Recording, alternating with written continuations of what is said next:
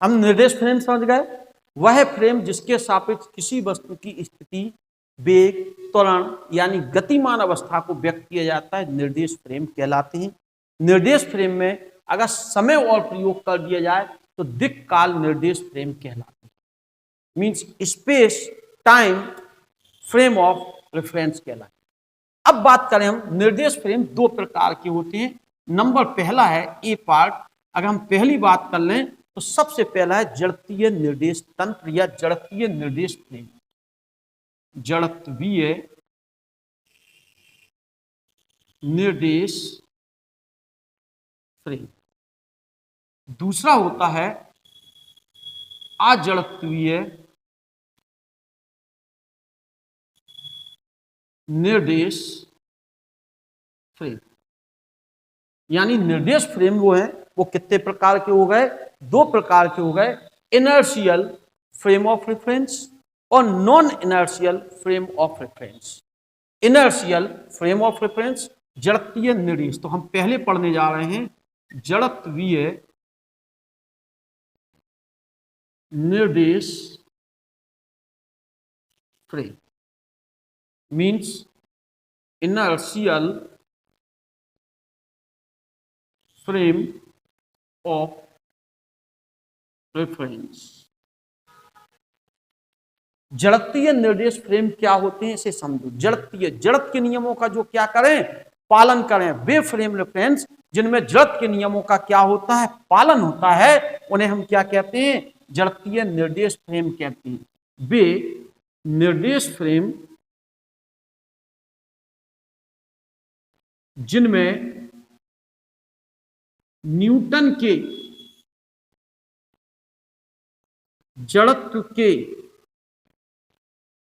नियमों का, न्यूटन के जड़त्व का, न्यूटन के गति के, न्यूटन के गति विषयक गति के नियमों का क्या होता है? पालन होता है। न्यूटन के गति के नियमों का पालन होता है, क्या कहलाते हैं? जड़त्वीय निर्देश फ्रेम कहलाते हैं। जड़त्वीय निर्देश फ्रेम वे निर्देश फ्रेम है जिनमें न्यूटन के गति विषयक नियमों का क्या होता है? पालन होता है, उन्हें हम क्या कहते हैं? जड़त्वीय निर्देश फ्रेम। यानी मतलब कहने का, यदि वस्तु पर बाह्य बल आरोपित ना किया जाए, वस्तु पर कौन सा बल? बाह्य बल आरोपित ना किया जाए, तो वस्तु क्या होगी? विराम अवस्था में होगी या एक समान वेग से क्या हो रही होगी? चल रही होगी। तब उसका त्वरण भी क्या होगा? शून्य होगा। इन नियमों का क्या हो? प्रयोग। जैसे किसी वस्तु पर बाह्य बल का मान हमने 0 किया, जब बाह्य बल का मान 0 किया, एफ वेक्टर बराबर क्या होता? एम ए बराबर 0, तो त्वरण का मान क्या होगा? 0। त्वरण मीन्स dv अपॉन dt बराबर 0, यानी वेग का मान 0 या वेग का मान क्या हो गया? नियत। यानी इन फ्रेमों में त्वरण का मान क्या होगा? शून्य होगा। त्वरण का मान समान होगा, त्वरित गति नहीं होगी। मीन्स इसमें कहा जाए कि अगर हम बाह्य बल का मान शून्य करेंगे तो त्वरण का मान भी क्या होगा? शून्य होगा। ध्यान रखने वाली बात है, हम इसे ऐसे भी लिख सकते हैं, D square are upon D T square बराबर क्या होगा? 0 होगा। सभी अक्षें, अगर एक्स अक्ष के सापेक्ष तो D square X upon D T square बराबर 0, वाई अक्ष के सापेक्ष D square X Y upon D T square बराबर 0, और हम जेड अक्ष के सापेक्ष लेते तो D square Z upon D T square बराबर भी क्या होता? 0 होता। ध्यान रखेंगे इस बात को। वे फ्रेम जिनमें न्यूटन के गति विषयक नियमों का, न्यूटन के गति विषयक नियमों का क्या होता है? पालन होता है, उन्हें हम निर्देश फ्रेम कहते हैं। निर्देश जड़त्वीय, जड़त्वीय निर्देश फ्रेम कहेंगे। व्यवहार में कोई भी निर्देश तंत्र, जितने भी निर्देश तंत्र हैं, सब जड़त्वीय निर्देश तंत्र, ठीक है ना? कोई दिक्कत इतने में, जितने भी निर्देश, जैसे पृथ्वी के सापेक्ष हम बात कर रहे हैं तो निर्देश फ्रेम एक जड़त्वीय निर्देश फ्रेम है, सीधी सी बात। अब बात करते हैं हम निर्देश फ्रेम की, थोड़ी सी और आगे बढ़ते हैं। हमारे पास एक निर्देश फ्रेम है एस, उसके सापेक्ष एक दूसरा निर्देश फ्रेम है, दोनों जड़तीय निर्देश फ्रेम हैं, तो दोनों के त्वरण क्या होंगे? समान होंगे। दोनों में वस्तुओं के त्वरण क्या होंगे? समान होंगे। फिर से एक बार रिपीट करें, बात क्लियर नहीं हुई। हमने कहा एक फ्रेम है, एक दूसरा फ्रेम है जो पहले फ्रेम के सापेक्ष क्या कर रहा है? नियत वेग से क्या कर रहा है? गति कर रहा है। अगर दोनों जड़तीय निर्देश फ्रेम हैं तो दोनों के त्वरण क्या होंगे? दोनों में वस्तुओं का त्वरण क्या होगा? एक ही होगा। नहीं, फिर से रिपीट करते हैं। एक फ्रेम जिसके सापेक्ष वस्तु का त्वरण ए है, दूसरा भी जड़तीय फ्रेम है, उसमें साप वस्तु का त्वरण ए डैश है। दोनों त्वरण क्या होंगे? समान होंगे। अगर दोनों फ्रेम जड़तीय निर्देश फ्रेम हैं, जितने भी जड़तीय निर्देश फ्रेम हैं उन सब में वस्तुओं के त्वरण क्या होंगे? समान होंगे। आइए हम इस चीज को समझें और करने का प्रयास करते हैं। जो बात, क्योंकि त्वरण में परिवर्तन नहीं होगा, त्वरण जड़तीय निर्देश फ्रेम जो होंगे उसमें त्वरित गति नहीं होगी। अगर दो जड़तीय निर्देश फ्रेम है तो दोनों में वस्तुओं का त्वरण क्या होगा? समान होगा। चलिए देखते हैं इसको। हमारे पास दो निर्देश फ्रेम हम ले रहे हैं। एक निर्देश फ्रेम हमने एस लिया, एस निर्देश फ्रेम है, एस है, वाई अक्ष, एक्स अक्ष, जेड अक्ष। एक कोई दूसरा निर्देश फ्रेम है,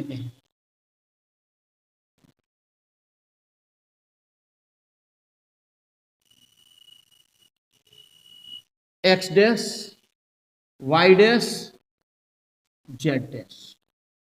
हम चाहे इसे ऐसे बना ले, चाहे सीधा ले जाके बना ले। इसमें एक वस्तु P है, वस्तु क्या है? P। ऊपर दिखाई दे रही या नहीं? थोड़ा नीचे को बना लेते हैं। वस्तु P, वस्तु P का पहले O, जो O डैश हो गया, जो S डैश फ्रेम है। दोनों फ्रेम है, दोनों जड़तीय फ्रेम है। अगर दोनों जड़तीय फ्रेम है तो दोनों में त्वरण क्या होगा? वस्तु का समान होगा। देखें, हम निकालें, इसके सापेक्ष इसका स्थिति सदिश कितना होगा? R vector. इसके सापेक्ष इसका स्थिति सदिश कितना होगा? R dash vector. यह कितने वेग से गति कर रहा था? बी वेग से। तो टी सेकंड में कितनी दूरी तय कर लेगा? बीटी दूरी तय कर लेगा। कितनी दूरी तय कर लेगा? बीटी दूरी तय कर लेगा। माना कि फ्रेम एस स्थिर अवस्था में है, लेकिन फ्रेम एस डैश इसके सापेक्ष कितने एक समान वेग से चल रहा है? बी वेग से चल रहा है। तो टी सेकंड में S dash frame S frame से बीटी दूरी तय कर लेगा। ये बीटी दूरी तय कर ली। ठीक है, क्लियर इतनी बात? यहां से यहां तक की दूरी बीटी हो गई। इसकी स्थिति सदिश आर वेक्टर माना हमने, इसके सापेक्ष इसका स्थिति सदिश आर डैश। मीन्स हमारे सापेक्ष इस पेन का स्थिति सदिश है आर वेक्टर। एक कोई दूसरा फ्रेम, उसके सापेक्ष इसका स्थिति सदिश क्या है? आर डैश वेक्टर है। हमारी उस फ्रेम के बीच की दूरी टी सेकंड में बीटी है, क्योंकि यह एक समान चाल से चल रहा है। तो त्रिभुज ओ डैश पी में वेक्टर नियम क्या कहता है? एक ही क्रम के वेक्टरों का योग होता है, यानी O dash plus O dash P बराबर ओ पी होगा। क्लियर? मीन्स इस वेक्टर यानी इस वेक्टर का योग इस वेक्टर का योग इस वेक्टर के बराबर होगा। त्रिभुज का नियम कहता है, फर्स्ट ईयर में हमने पढ़ा है, एक ही क्रम के दो वेक्टरों का योग विपरीत क्रम वाले वेक्टर के योग के बराबर होता है। ध्यान दें आप, ए वेक्टर लिया था हमने, बी वेक्टर लिया था फर्स्ट ईयर में, और ये आर वेक्टर आया था, वो आर वेक्टर बराबर A vector plus B vector. वही चीज यहाँ की O dash vector plus O dash P vector plus O P बराबर। जरा देखें, ओ इसका मान कितना है?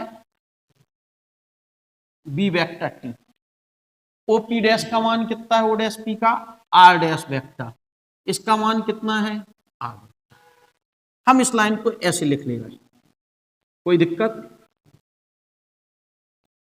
टी के सापेक्ष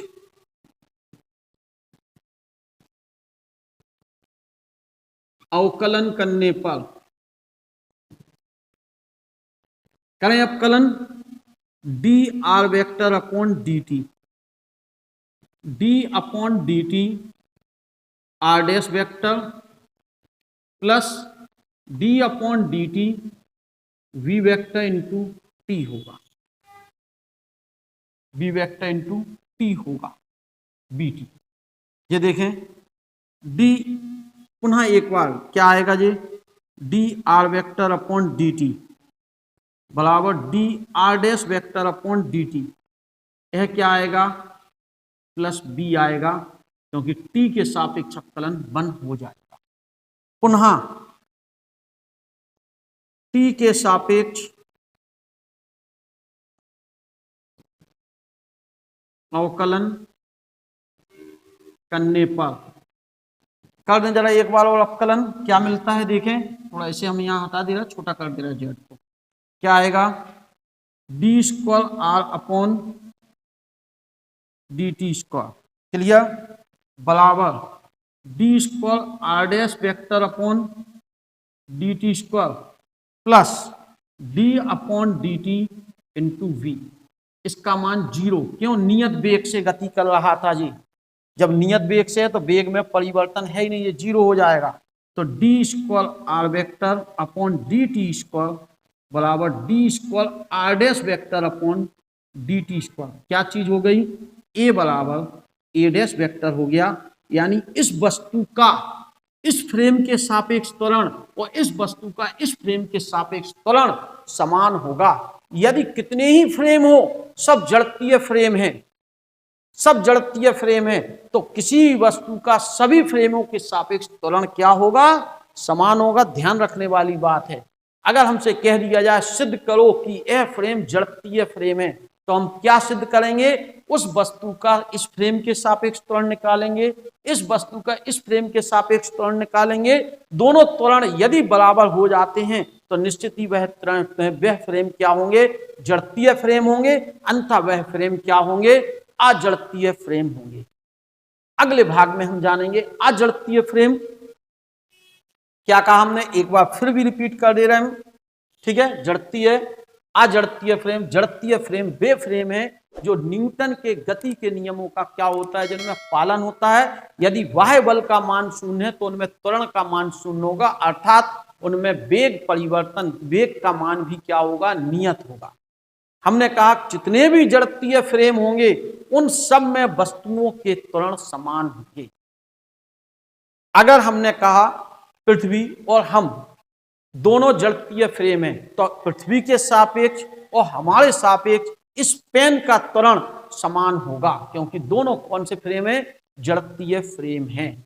अगर 2 जड़त्वीय फ्रेम है, 3 जड़त्वीय फ्रेम है, 4 जड़त्वीय फ्रेम है, तो उन चारों के सापेक्ष उस वस्तु का त्वरण क्या होगा, नियत होगा, क्योंकि वो गति के नियमों का क्या कर रहे होंगे, पालन कर रहे हैं। क्लियर इतनी बात।